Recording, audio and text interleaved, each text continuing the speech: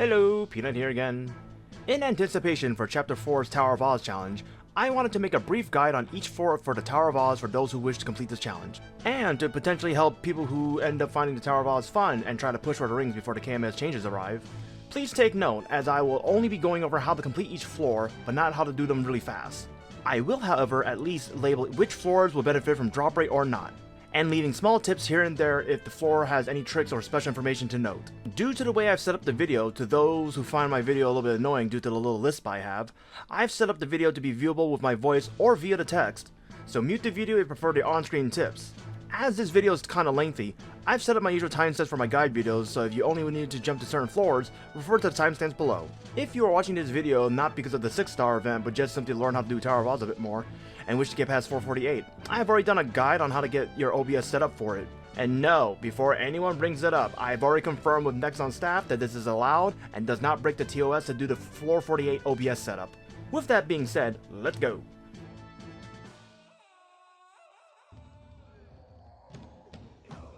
The second floor requires you to collect cards that are dropped from the mobs on this map. Picking up the cards will give you a random color of either green, yellow, red, or blue with a random number above your head. You will then need to check the respective altars for the colors and the cards. If your card is the number higher than the card, press up on the altar to register it. If any of the cards have a 7 on the altars, you will need a purple card to register over it.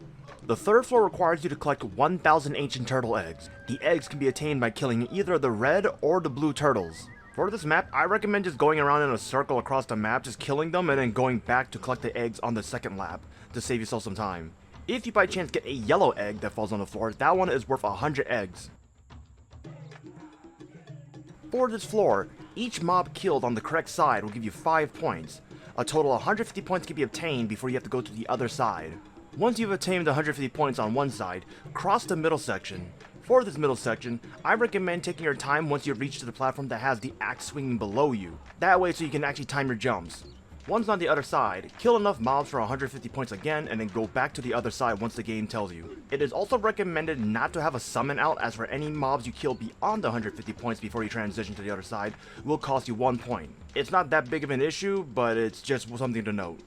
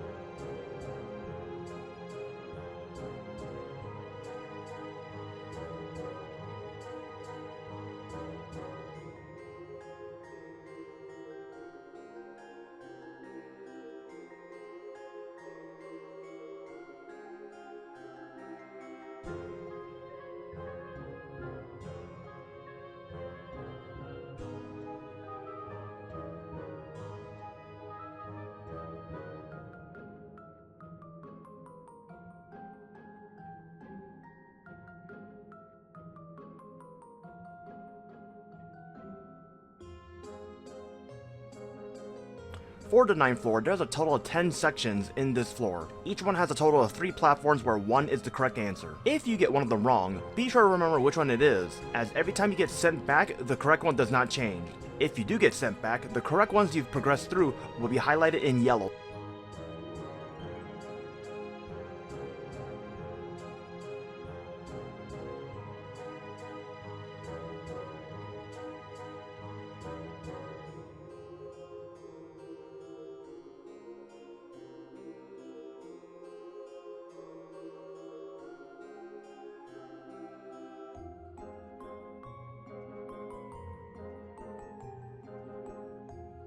For the 11th floor, if you're playing a class that has a bunch of summons, or better yet, any stationary summons, be sure to position them in a way that can actually help you cover the map a little bit better. That way your rotation can be a little bit smaller, and that way you can actually clear the floor a slightly bit faster.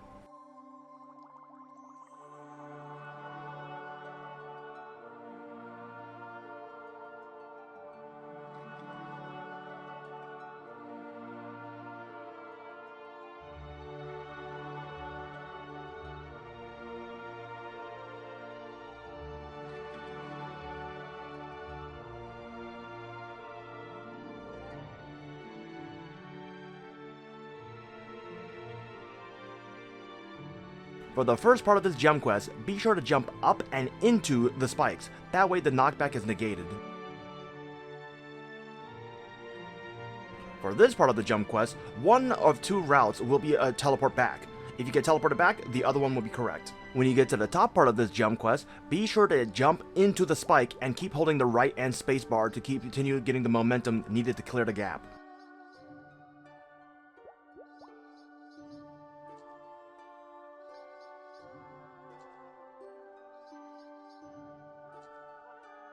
For this portion, take note that there are a total of 4 spikes divided into 2 sets of 2. In between each set is there a little bit of a space. Use that space if you need to time their jumps for the second set of spikes. Once at the top, be sure to jump onto that platform while continuing to holding your jump key while holding the right arrow to clear the gap with the momentum needed. For this next portion, 2 out of 3 of these routes will be incorrect.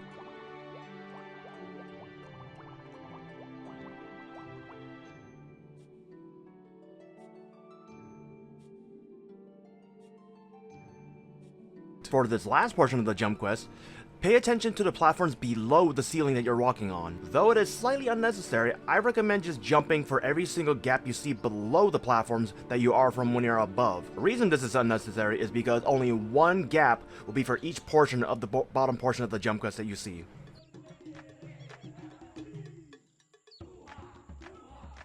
For the 13th floor, I recommend just going straight past the first tree, killing the mobs on the first wave, and then stopping right before the second tree. The reason being is because the mobs will only spawn close to or after the tree that you're standing on, so you can just stand there and wait for the mobs to spawn and come to you.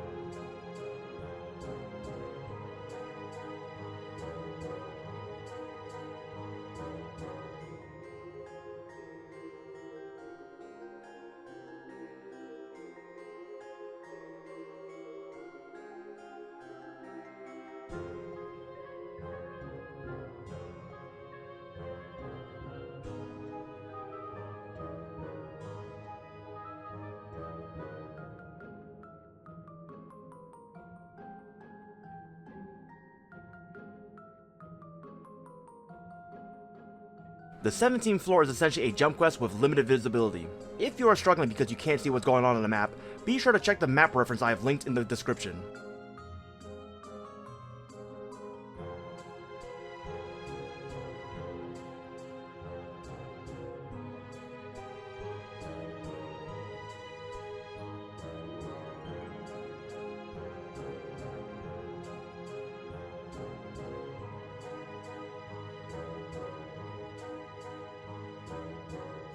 For this portion with the spikes, for the first one, be sure to jump into the spike and continue holding your jump key while holding the right arrow key to progress over that gap. Once you've cleared that gap, immediately go up to that second spike, lie down on top of it so your character's head hits the spike, and then once you've hit it, immediately walk past it. For the 18th floor, there are a total of 4 coconut trees. Each box has a chance of dropping 1 or 2 coconuts or spawning a wave of crabs. Depending on your configuration of how many boxes or trees you've hit, if you know you've reached a certain amount of coconuts and a certain amount of trees left over, be sure to skip the boxes and go straight for the trees to save yourself potential RNG hell.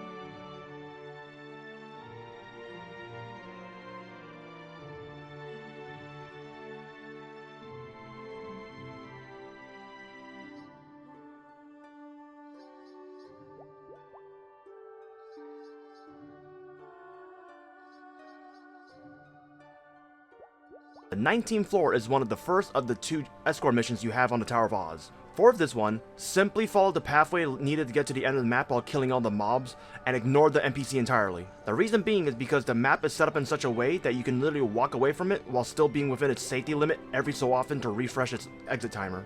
Once you've reached the end, do not be surprised when you have a very long 2 to 3 second delay of leaving the map. Nexon has done this to prevent hacking that KMS has had issues with.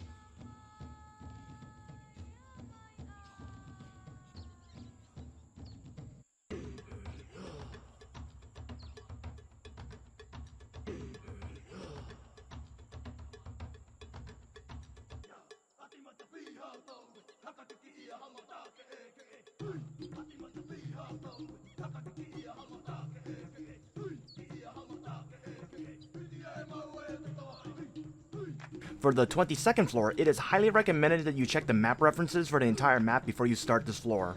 Once you've reached the part of the stage where the clouds respawn and despawn over and over, be sure to take note that each cloud has a solid safe spot on the far right corner of the cloud. Even if the cloud despawns, you will still be safe, so be sure to use those safe spots.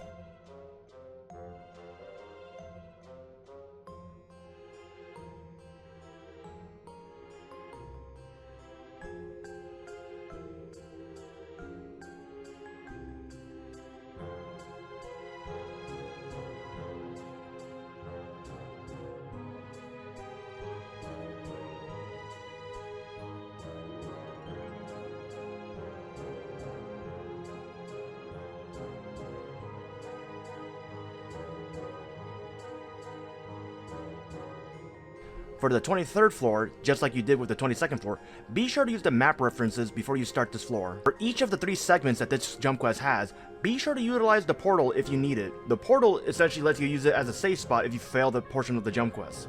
In addition, I also highly recommend that you learn to count out loud when you're doing the platforms, as I personally find this very helpful. For example, you could count down, forward, up, 2, 3, 4. If you do plan to use this method, please remember to try and do your best to count at a consistent pace. That way you can actually figure out if you're counting too slow, counting too fast, or if you're actually reacting too fast on the platforms when you're learning to memorize the patterns.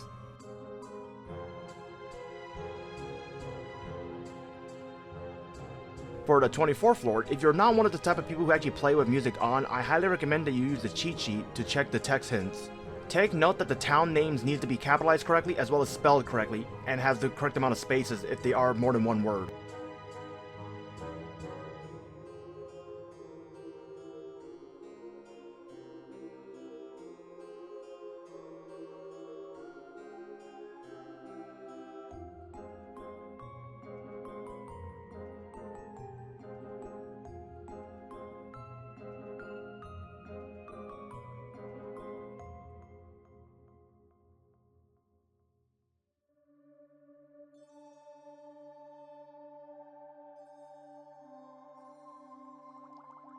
For the 26th floor, this floor requires you to kill 300 slime. Once you've killed the initial slimes on the left and or right side, be sure to collect all of the slime, as you need 10 slime total when you want to spawn another wave on either the left or right side.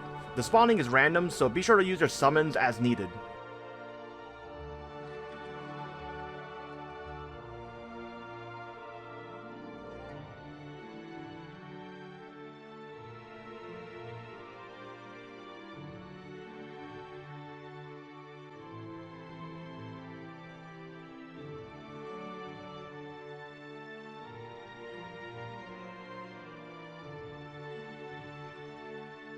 For this jump quest, there are several sections with a total of 4 pathways. For each of the pathways, only one is correct.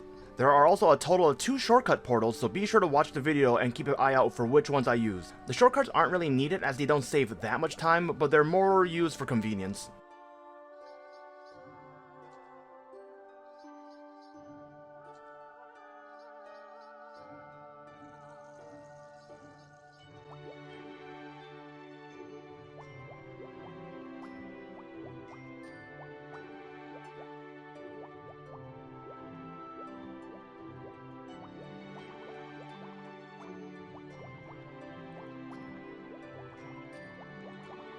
At the end of the jump quest, do not jump off to the right, instead jump down to where that platform is directly below you and use the hidden portal there. If you do not do this, you will get sent back to the very start of the jump quest. For the 28th floor, you will need to kill a total of 20 mobs for 2 different types. To summon the mobs, you will need to hit the mound at the very top of the map with a basic attack. Be sure to kill all of the mobs that are spawned in that wave, as if you do not, you will actually delay the timer that you are able to hit the mound to respawn the next wave.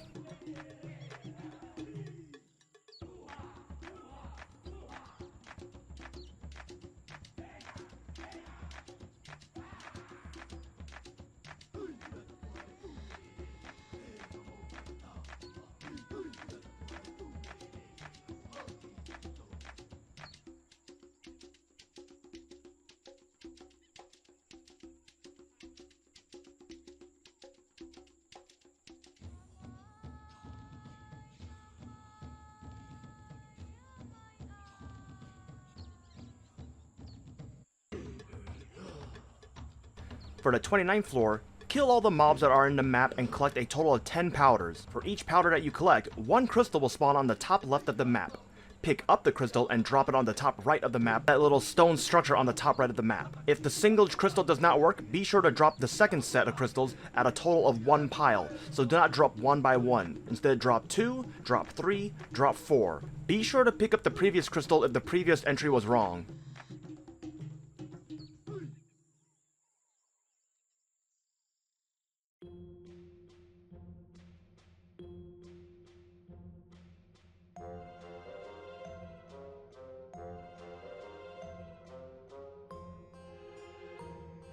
For the 30th floor, this boss will require you to actually either kill it immediately or bind it right away before it's able to teleport away, so it is highly recommended that you're on the bottom floor and have your burst skills ready.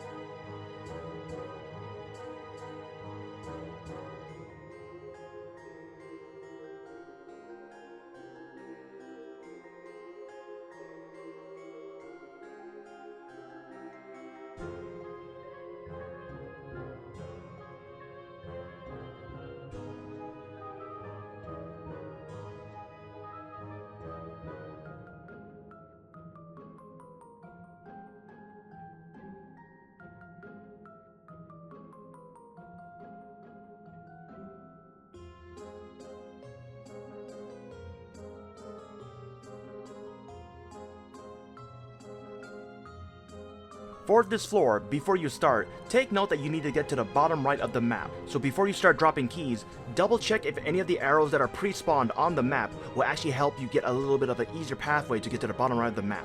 Also take note that you have a total of 6 of the left keys and 6 of the right keys. If you run out of keys, be sure to use the Tower of Oz use item that you're given from the pre-quest to reset.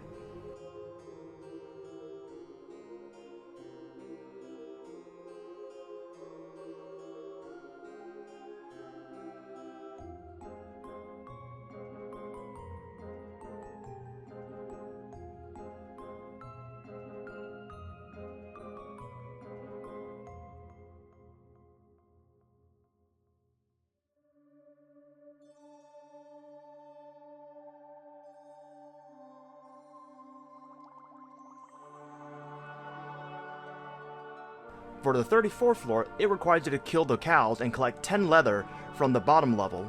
Once you have those 10 leathers, you will be able to access the portals on the bottom left of the map and the bottom right of the map to teleport you to the top. Once you're at the top, be sure to kill the cows as fast as possible and loot up 10 of their leather, as the cows actually possess a skill that is able to launch you off the platforms.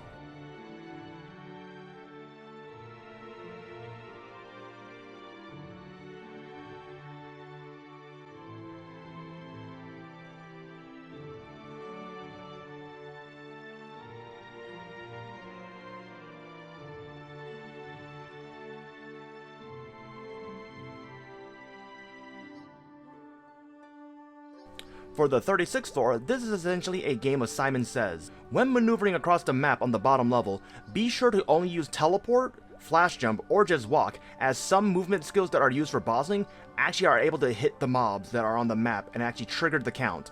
As for the count, it is recommended that you type out the actual patterns in the chat in the following pattern of 1, 2, 3, 4 for the respective mobs. Doing this essentially removes the requirement for you to memorize the pattern rather than just typing it out.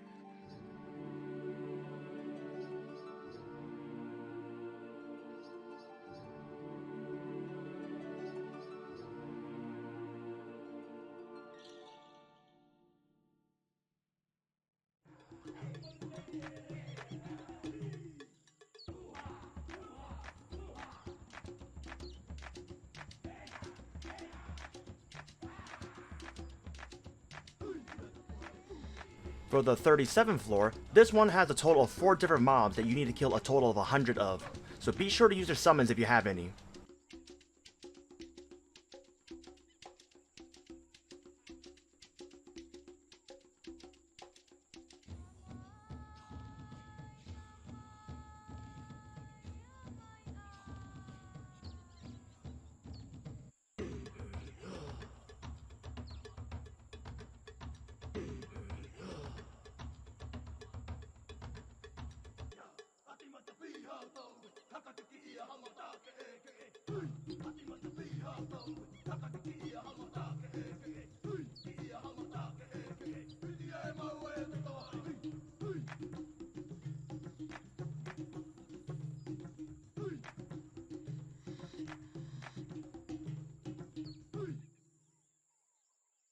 For the 38th floor, first talk to the NPC to get a target mob to kill. On the floor, there are a total of 3 different types.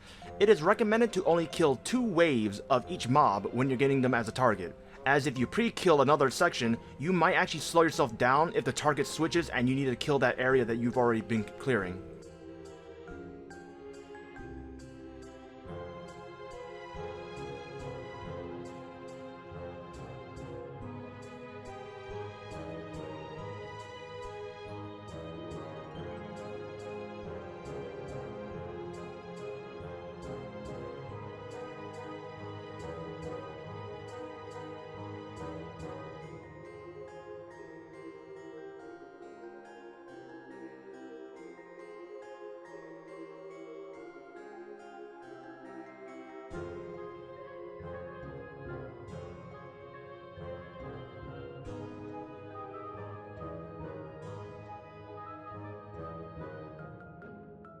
For the 39th floor, be sure to utilize the Dexus guide for the answers to all the questions that you get for this floor. If you get a total of 2 incorrect answers, you will have to restart from 0.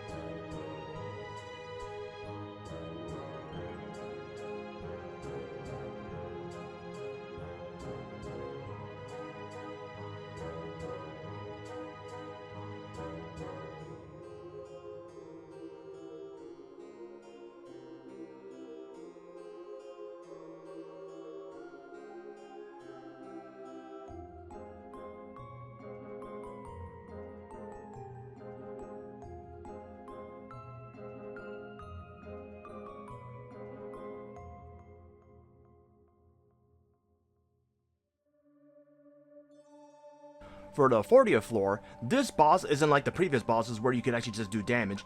This one requires you to interact with the map. When you first spawn into the map, you will notice a fire pit to the left of you. To do damage to the boss, you need to actually shove the boss or lure the boss into the fire pit and keep him there until he gets a total of 20 out of 20 fire stack to do significant damage over time. This floor is a little lengthy as it takes anywhere from 3.5 minutes to 4.5 minutes depending on how well you do.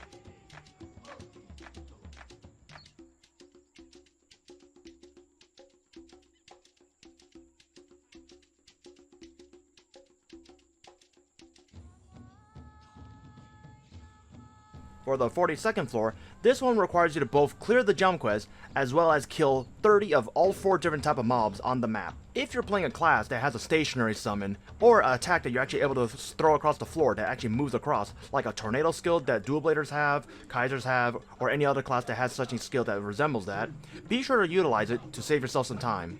Also, like with the other floors, although I haven't actually mentioned it, this floor will summon a flying mob that will do consistent damage to you, so be sure not to take a lot of time or else the mobs will start spawning.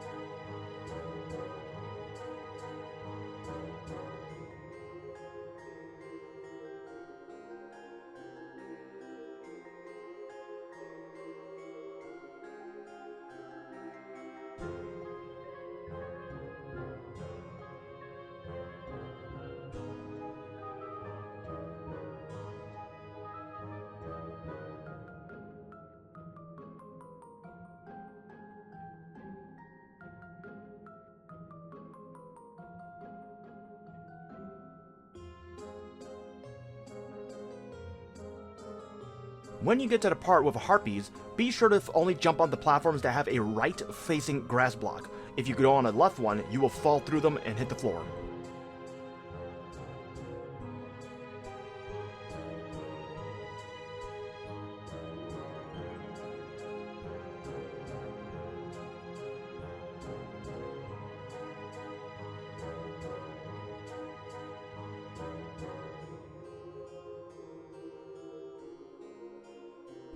At the end of the jump quest, it is recommended that you only jump when needed, because on the second platform that's invisible, if you jump on it early, you will actually hit a springboard that will launch you across the map, potentially either killing you or making you restart from the very start.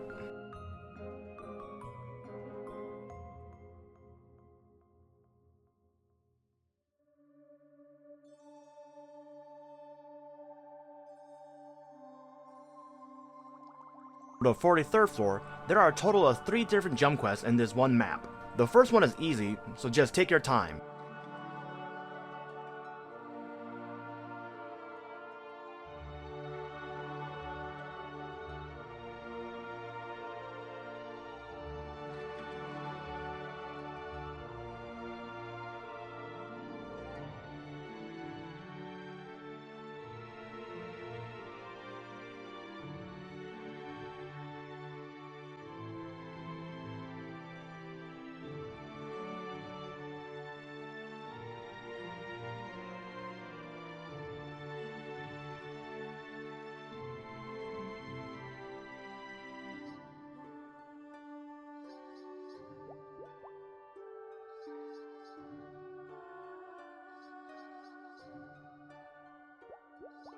Second portion requires you to complete a jump quest with a darkened area around you. Be sure to use the map reference if you are unable to see where the platforms are.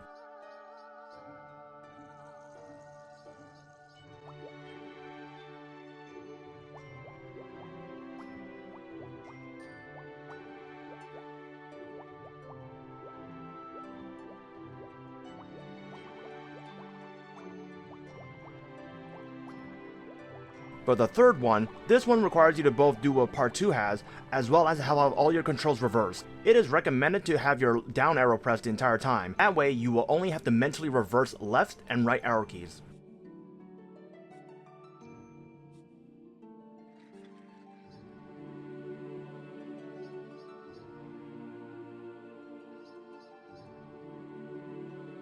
For the 44th floor, be sure to take your time on the jump quest as it's a lengthy one.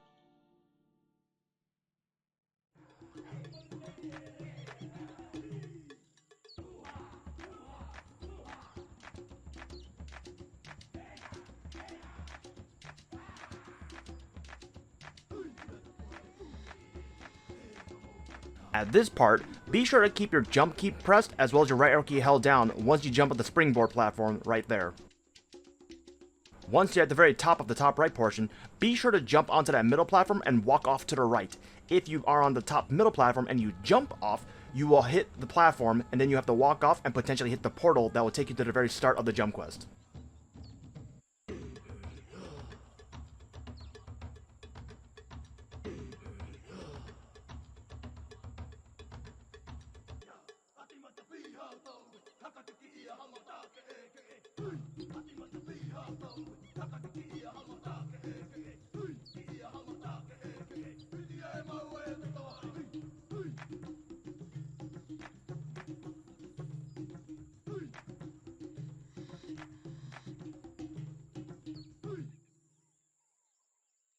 For the 47th floor, it is highly recommended that you look at the map reference for this floor. One strategy you can use for this floor is to simply start at the portal, use rope lift or up jump from the middle and go straight up.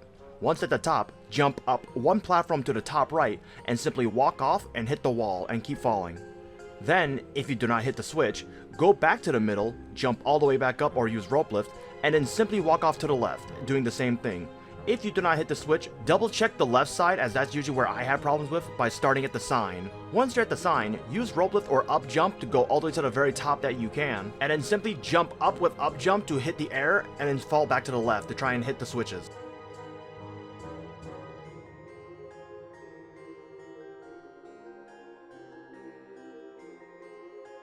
As for the 48th floor, this is going to be the first one that requires a third-party program.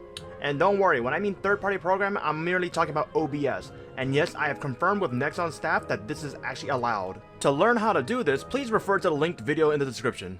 The only other thing I can say about this floor is that if you do not have an iframe top, for the very top part of the jump quest, to always take note to have one platform to your left. That way, so when you're hit by a shuriken, you will get sent to the left and land on another platform, and you will be safe. An iframe top does make this jump quest a whole lot easier, but it's very doable without an iframe top. It's just a little bit more annoying.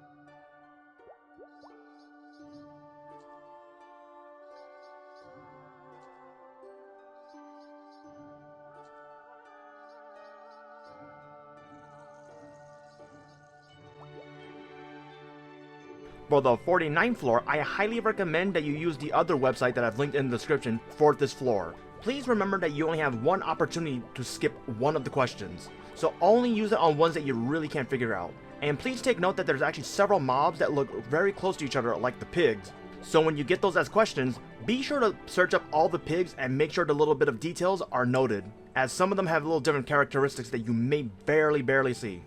Also take note that they need to be spelled exactly as the item ID as the mobs are in the game files, so look at the reference on the website.